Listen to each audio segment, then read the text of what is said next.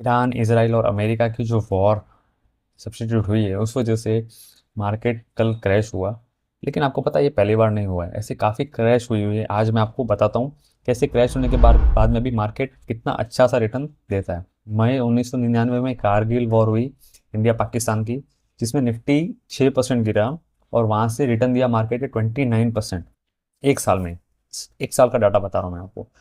मार्च 2003 में इराक की वॉर हुई, यूएस लेड, 5% का मार्केट क्रैश हुआ था वहाँ पे।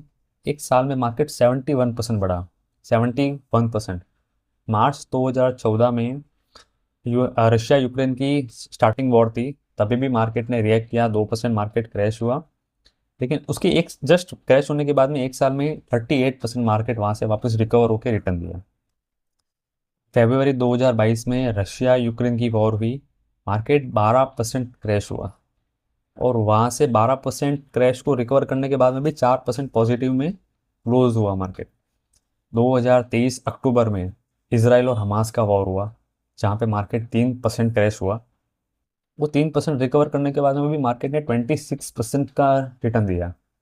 और मई 2025 में इंडिया पाकिस्तान की वॉर हुई, मार्केट ने तभी भी रिएक्ट करके 5% क्रैश हुई। मार्केट वहाँ से रिकवर करने के बाद में भी 10% मार्केट बढ़ा था, लेकिन वहाँ से वापस अभी नीचे आया है। तो 5% रिकवर होने के बाद में भी 2% पॉजिटिव में मार्केट अभी क्लोज हुआ है एक साल में, अगर मैं डाटा पकड़ो तो ये पहली बार नहीं हुआ है। मार्केट को वॉर से कभी फर्क पड़ा ही नहीं है। मैंने आपको 20 साल का डाटा यहाँ पे पेश कर दिया है। तो जब 20 साल पहले रिलेवेंट नहीं था तो आज भी रिलेवेंट नहीं है। यहाँ से एक साल बाद में भी अगर आप देखोगे तो मार्केट आपको पॉजिटिव में दिखेगा। तो हमेशा हमको लॉन्ग टर्म का नज़रिया बना के आपके जो गोल है उसको पकड़ के रखो और अपने एस कंटिन्यू करो। अगर आपके पास एक्स्ट्रा हो अमाउंट तो उसको आप लमसम करो। This is the right time to invest in market when market crash.